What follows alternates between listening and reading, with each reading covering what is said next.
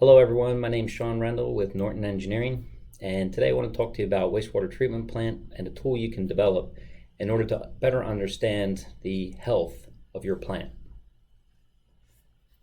I'm going to be talking about the biological section of the plant, specifically the aerobic section or the bioreactor part of it. And it's really important to understand what is the expected air demand of your plant. And there's only a couple things you need in order to do this.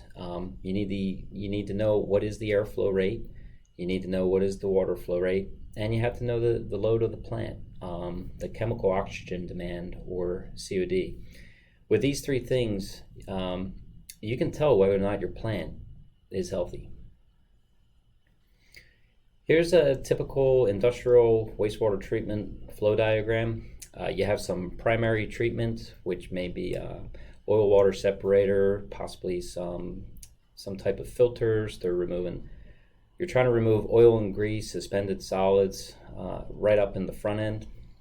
And then you have on the other end, you have the secondary treatment with the bioreactor. Some people call it the aeration tank or oxidation tank, followed by some clarifiers and some final treatment or filtration. But we're really going to be focused solely on the bioreactor section of the plant in this discussion.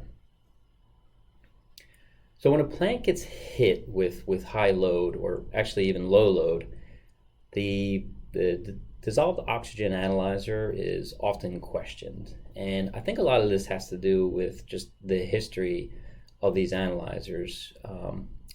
Early models of these ended up needing a lot of maintenance. They may have some type of filter on it to clean the probe itself.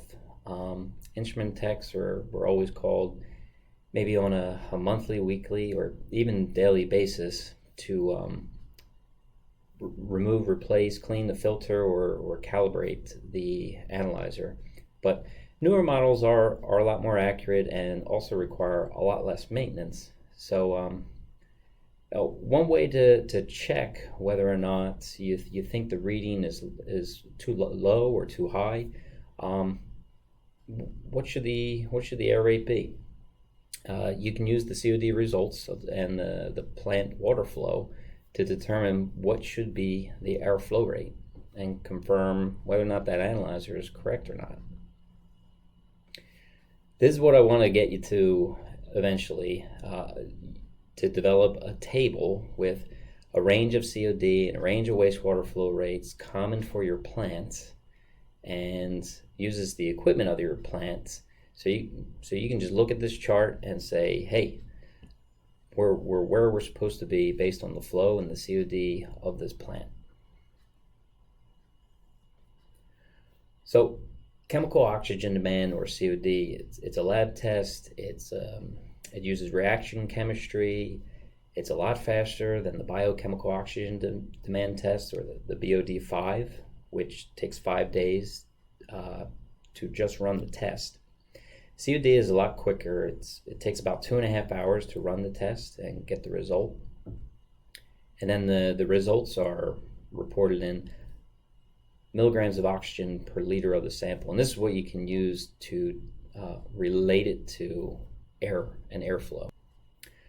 So you need to calculate the airflow rate, and this is how you do it. I'm picking the airflow rate units of standard cubic feet per minute, and you figure that out by taking that COD result and multiplying it by the water flow rate. But you got to do a lot of unit conversions in between to get to the answer. So I'm just going to pick an example where the plant has 400 milligrams of oxygen per liter COD and a water flow rate of 1,500 gallons per minute. Those are just the units I'm used to using. Your plant might be different. It's just a little bit different unit conversions. So we have a combination of SI units and then English units. So there's, of course, a bunch of math to go through. So I broke it up. On the left, you have the COD, and far to the right, you have the gallons per minute water flow rate. So we're going to go through the conversions. 400 milligrams of oxygen per liter, and we need to convert that into the proper units. So 1 gram is 1,000 milligrams, so our milligrams cancel out, and in order to relate the grams into cubic feet, we need a combination of converting the grams into pounds and then converting those pounds into moles and standard cubic feet. So what do we need to do that? So 1 pound is 453.6 grams, and the molecular weight of oxygen is 32 pounds per pound mole. So we can start canceling out the grams, we can start canceling out the pounds.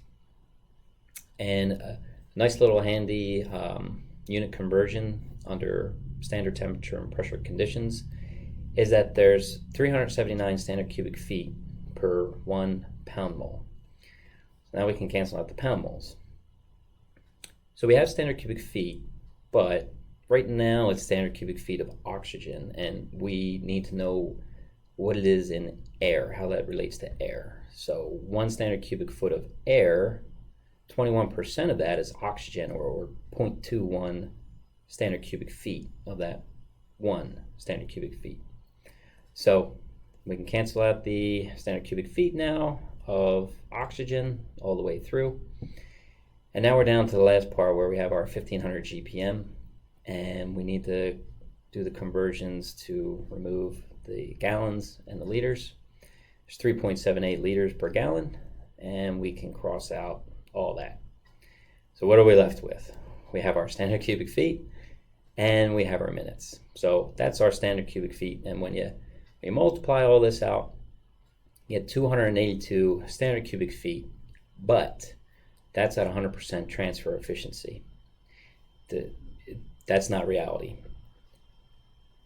Here we have 20% transfer efficiency, and this really depends on what is your oxygen transfer device, how you get air into the unit. There's a lot of different types of air delivery systems. You could have coarse diffusers, fine bubble diffusers, you could have surface aerators, jet eductors, all different materials of construction. But the nice thing about it is your manufacturer has done all the testing for you, and they give you the specifications for what is the oxygen transfer efficiency. Now, some will give it to you in a percentage, but others will give to you in, say, a pounds of O2 per horsepower. For example, like surface aerators, they would typically give you a pounds of oxygen per horsepower, especially if there's a high and a low setting for it. But I'm going to give you an illustration here for a diffuser system, and these are dependent on the actual water depth. So your manufacturer will likely give you a table, a chart, something that shows you what's the efficiency depending on the submerged depth or the water depth of the device. And they'll give you a range of airflow rates. Now, I understand that it is a curve, but if you take a look at the curve, it's fairly flat over most of the airflow rate range. So you can pick a section of the curve where the efficiency basically doesn't change, and it's fairly constant over the normal airflow rates of your plant. So pick an efficiency that's normal, and just realize if you go to the low end of that, you can make adjustments, and maybe the airflow rate you're reading off your chart isn't 100% accurate. So we have all the information, we did the calculations. You're going to pick a COD range that is typical to your plant. You're going to pick a water flow rate that is typical to your plant, and you filled out all the data. Now let's go through an example. Remember, I had picked 400 milligrams per liter for the COD and 1,500 gallons per minute for the water flow rate. So just going to read that across now, and 1,400 10 standard cubic feet for the expected airflow rate. And if you go back and check me, that was the airflow rate at 20% air diffuser efficiency. Now, the good thing about this is when you go through everything, you can do your tuning and you can do your checking and adjust that air diffuser efficiency based on your plant. But a couple cautions with this table. The COD test organics and not inorganics. So things like ammonia, sulfides, they're excluded because of the reaction chemistry, and further testing may be needed to understand the air demand, but not always. If your say your ammonia levels are very low in the plant, then it may not actually be a large contributor to the air demand. Also, if the ammonia levels are very consistent, while it may throw your number off a little bit, it'll be consistent and it won't really swing the result much. Now, if you do have big changes in this, for example, like you could have a COD air demand table, and you could also have an ammonia air demand table. And when you add the two of them together, you get the total air demand for the system. Verify this table against a healthy biomass.